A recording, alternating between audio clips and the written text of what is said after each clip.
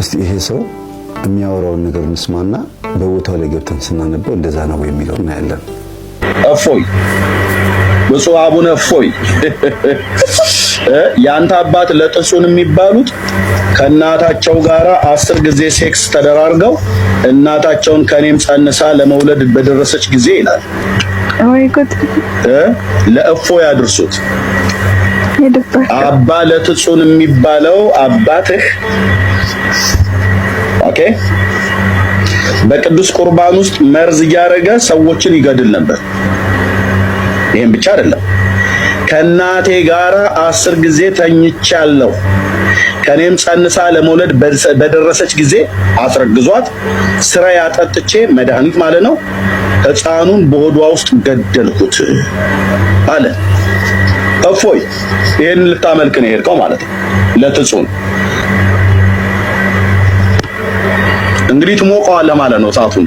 እዚህ በደንብ አቀጣጥልልሃለሁ። እኔ አልደረስኩብህም ነበር በእውነት ስለምትሰራው ስራ እስልምና ላይ እግዚአብሔር ይባርክ ብዬ ስል ነበር።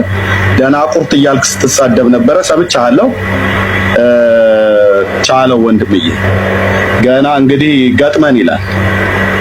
አፈሙዙን ካዞርክ በደንብ አርገበግብልሃለሁ። እዚህ ብብት ስር ብሽሽት ስራ አድርጌ በደንብ አሰጣልሃለሁ መጽሐፍቶችን ማለት ነው። እፎይ የምትባለው እፎይ እስክትል ድረስ በደንብ እንግዲህ እነዚህን እንደነኛ አይነት ባለጌ አባቶችን አሳያለሁ ማለት ነው። እሺ እንግዲህ እንደሰማነው ወንጌላዊ ኤርሚያስ እየጠቀሰው እሱ ወርሃ ነሐሴ ነው የሚለው ግን ወርሃ ሰኔ ላይ ነው፣ ሰኔ 17 ላይ ነው የሚነበበው ስንክሳር ላይ። ታሪኩ ላይ ደግሞ አባታችን በረከታቸው ይደርብንና ባለተ ጽዮን ሳይሆኑ እንደዚህ አይነት ኃጢአት የሰሩት እሳቸው የሄዱበት ገዳም አስተዳዳሪ ነው። ሙሉ ታሪኩን ገብታችሁ አንብቡት። አባታችን አባ ለተ ጽዮን የሚባሉ ጻድቅ አባት ወደ አንድ ገዳም ሄደው እነዛ መነኮሳት ሲጎበኙ የገዳሙ አስተዳዳሪ ቀኑ ደርሶ የሚሞትበት ቀን ደርሶ ነፍሱ እስከምትወጣ እየጠበቁ ነበረ። አጋንንት ደግሞ ከበውት ልክ መነኮሳቱ ከታች ከበው እንዳሉ አጋንንት ደግሞ ሲጨፍሩ ያያቸዋል። ይህ አባታችን አባ ለተ ጽዮን ጻድቅ ስለሆነ ሁሉንም ነገር ይመለከት ነበርና መነኮሳቶቹን ዞር በሉ ከዚህ ብሎ ወደዛ ወደ የባታችሁ ግቡኒ ይህንን የገዳም አስተዳዳሪ አበምኔት መነኩሴ ላናግረው ፈልጋለሁ፣ እስቲ ራቅ በሉልኝ ብሎ ምንድን ያደረገው ኃጢአት የሰራኸው ምንድን ነው አሉት። ምክንያቱም አጋንንት ነፍሱ እስክትወጣ ይጠብቁ ነበር። በጣም እየጨፈሩ ይጠብቁ ነበር። ካሁን ነፍሱ ወጣች ወደ ሲኦል ይዛናት ሄድን እያሉ ነበርና የገዳም አስተዳዳሪ ሆኖ በዚህ ልክ አጋንንት ነፍሱ እስክትወጣ የሚቸኩሩት ምን ቢያደርግ ነው ብለው ነው እሳቸው ይሄን ያሉት። አባ ለተ ጽዮን ናቸው። የሚሞተው ሰው ወይም ደግሞ ያ የሚሰቃየው ሰው አጋንንት የሚፈልጉት ሰው ደግሞ የገዳሙ አስተዳዳሪ ነው።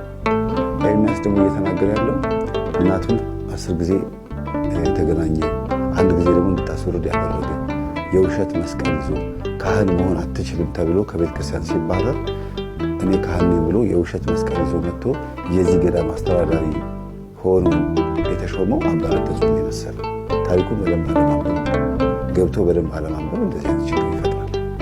በዚህ አይነት ማንነታቸውን ቤተ ክርስቲያን የሚተቿት እንግዲህ በስርዓቱ እንኳን የትኛው ታሪክ የማን እንደሆነ እንኳን ያውቁት አንብቦ መረዳት ይከብዳል። በጣም ቀላል ነገር ነው። ምን አድርገሃል ተብሎ ሲጠየቅ እናቴን 10 ጊዜ ተገናኝቻለሁ። ቅዱስ ቁርባን ሊቀበሉ የሚመጡ ሰዎችን ቅዱስ ቁርባኑን ከማቀበል ይልቅ መርዝ እየሰጠኋቸው ገድያቸዋለሁ። የያዝኩት መስቀል የውሸት መስቀል ነው። ካህን መሆን አይገባህም ስባል እኔ ግን ተደብቄ መጥቼ ካህን ነኝ ብዬ የዚህ ገዳም አስተዳዳሪ ሆኜ ብዙ ዓመት ኖርኩኝ። ክፉ ሰው ነኝ ብሎ ራሱን ተናገረ። ከዛ ሞተ ይላል። ሲሞት አጋንንት ነፍሱን ነጥቀው ወሰዷት። የዛን ሰዓት አባ ለተ ጽዮን አለቀሰ። እንዴት ጌታ ሆይ ይህች ነፍስ ልትምራት ይገባል፣ እባክህን ብዙ ኃጢአት አድርጋለች ብሎ ሲሉ አይ በአምላክና ላይ መታለች፣ በስጋው ደሙ ላይ የተገዳደረች ነፍስ ናት፣ ይህንን ሰው አልምረውም ብሎ ክርስቶስ ተገለጠላቸው። እባክህን ጌታ ሆይ ማር ብሎ ልክ ነቢዩ ሙሴ በእስራኤላውያን በእግዚአብሔር ፊት እስራኤላውያን ማር ብሎ እንደለመነ ግፍ የሰሩ ኃጢአት የሰሩ ጣዖት ያመለኩትን እስራኤላውያን እንዲምርለት እንደለመነ ሁሉ አባታችን አባ ለተ ጽዮን ይህች ነፍስ ማር ብሎ ለመነ። ከዛ ቅዱስ ሚካኤል መጣ፣ ኢየሱስ ክርስቶስ መጣ። አይሆንም አልምርም አለ።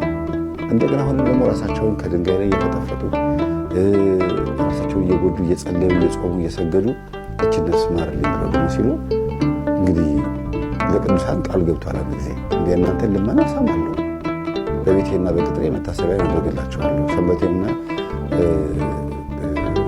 ሰንበቴንና ደስ የሚያሰኝ ነገር ለሚጠብቁና ለሚያደርጉ ሰዎች ቃል ገብቻለሁ ብሎ ኢሳይያስ 56 ላይ ስለተናገረ ቅዱሳን የእግዚአብሔርን ልብ ስለሚያውቁ ወይም ፍቅሩን ስለሚያውቁ ይራራል ብሎ አስበው ነው ማርልኝ የሚሉት እንጂ የማይራራ ሆኑ ከዛ ደግሞ ሀሳቡን ሊያስቀይሩት አይደለም።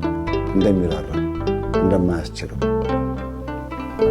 ስለሚያውቁ ለመኑት። ግን የእሳቸውንም ጸሎት ሰማ፣ የራሱንም ደግሞ ፍርድ ፈረደ። የሚገርም ነው ታሪኩ፣ ገብታችሁ ብታነቡት።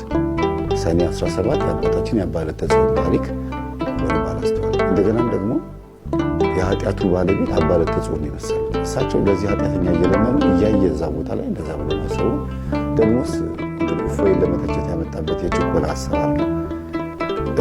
እንግዲህ የአንተ አባት እንዲህ ናቸው ብሎ የተናገረው በመጽሐፍ ቅዱስ ውስጥ እንደ ዳዊት የመሰለ ልበ አምላክ የተባለ እኮ አድርገውት ቢሆን አባ ዕለተ ጽዮን አላደረጉትም እንጂ እንደ ዳዊት የመሰለ ልበ አምላክ የተባለ ሰው እኮ የኦሪዮን ሚስት ፈልጎ ኦሪዮንን አስገድሏል።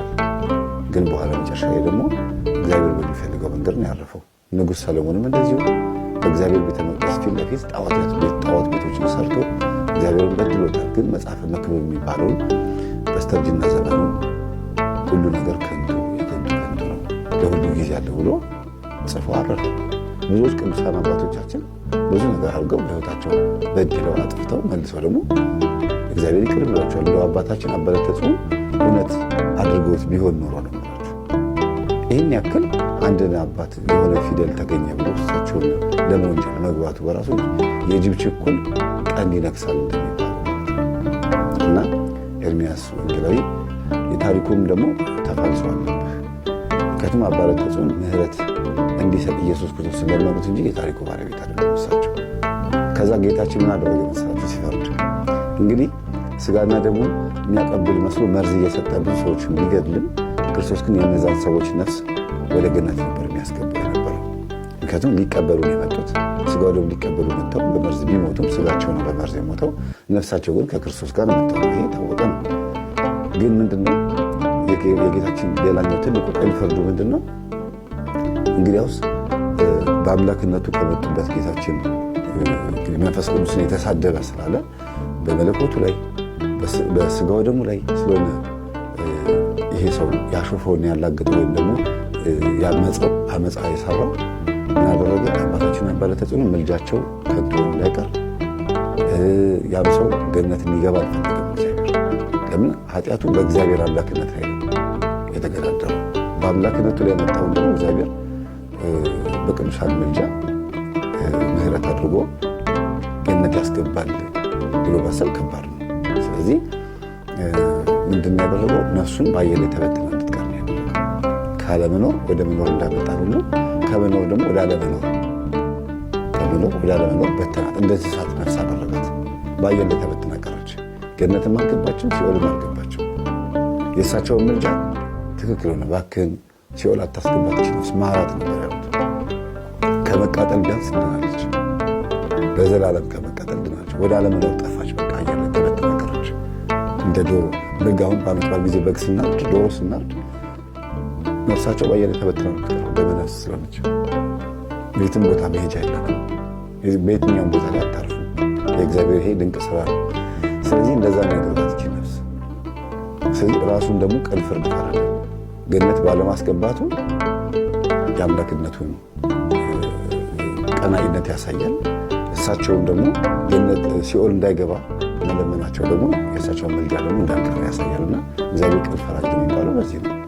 ተንጠራርቶ ግን አባታችን አባ ዕለተ ጽዮንን ለመሳደብ የሄደበት መንገድ ራሱን ያስነቀፈውና እንደው አንዳንድ ጊዜ ባትቸኩሉ ገድላትን በደንብ አድርጋችሁ ብታነቡ ስንክሳሩንም ድርሳኑንም ዘውጉን ብትረዱት ምን ማለት እንደሆነ ከምን አንጻር ያ ነገር እንደተጻፈ አባቶች ዝም ብሎ ቸኩሎ እንዳልጻፉት እንዲህም ተጽፏል እንዴ ተብሎ ለማስተዋል እንዲመች ነው ይሄ ታሪክ የተጻፈው። በመሰረቱ አባቶች የእውነት ነው ብላችሁ እንዲህ አይነትን ሰው ታሪክ በስንክሳር ላይ መጽሐፋቸው በራሱ የሚያስጨንቅ ትተውት ሊያልፉ ይሄ እንኳን የካህናትን የመነኮሳትን የአበምኔቶችን ስም ያጠፋል ብሎ ይህንን ታሪክ ሊያስቀሩት ይችሉ ነበር። የእውነት ለእንትናቸው የሚቆረቆሩ ቢሆን ኖሮ ለክብራቸው። ግን እንዲህም አይነት እንዳለ ምንም ሳይቀር ተጽፏል ማለት ነው። አስተዳዳሪ ነኝ ብሎ ገብቶ የገዳም አበምኔት ሆኖ ተሾሞ የውሸት መስቀል ይዞ እናቱን 10 ጊዜ ተገናኝቶ አንድ ጊዜ ደግሞ በስራይ ወይም ደግሞ በቅጠላቅጠልና በድግምት ጽንስ እንድታስወርድ አድርጓት እናቱን እኮ የገዛ እናቱ። ከዛ ደግሞ ቁርባን በሚቆርቡበት ሰዓት የገዳም አስተዳዳሪ ማስቡት የመርዝ እየሰጠ ሰዎችን ይገድል የነበረ ሰው ምን አይነት ሰው ነው? እንዴት አይነት ከተዋናይ የባሰ ደብተራ ነበር ማለት ነው። ሰው በጣም ክፉ ሰው ነበር።